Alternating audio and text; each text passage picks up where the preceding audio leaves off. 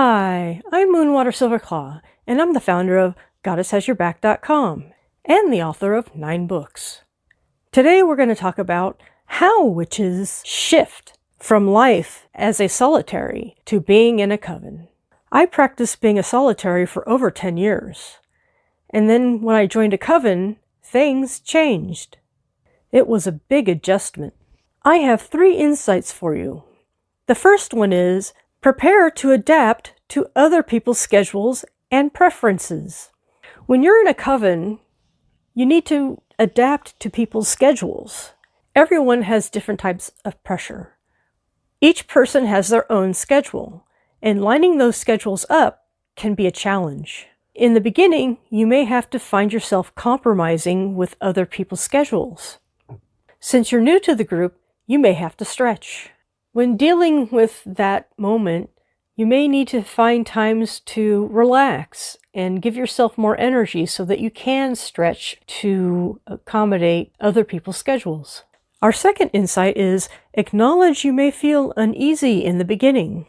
When you first enter a group, it may feel kind of uncomfortable, or you don't know everybody really well, and it just may be awkward at first.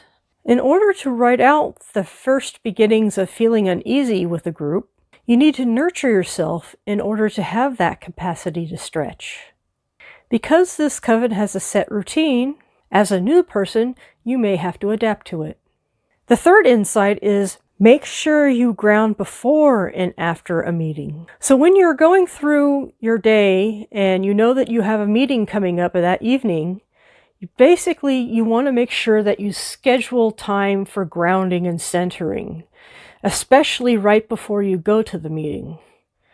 If you don't, you may be carrying a lot of negative energy and other things to the group, and you don't want to do that. This also comes into play that because you're new to the group, you want to present yourself as comfortable and accessible, and that's why you need to ground. I have a post at GoddessHasYourBack.com on grounding, specifically called grounding.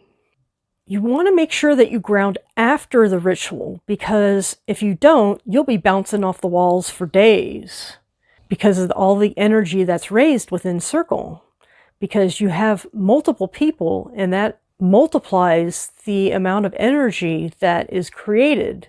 One of the benefits of being in a coven is that you have multiple amounts of energy to deal with because you have multiple people raising it.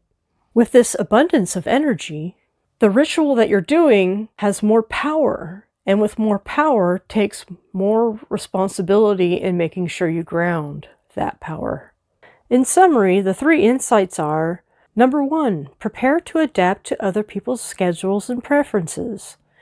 Number 2, acknowledge you may feel uneasy in the beginning. And number 3, make sure you ground before and after a meeting. I'm Moonwater Silverclaw, and for more information and my 9 books, visit GoddessHasYourBack.com. Blessed be.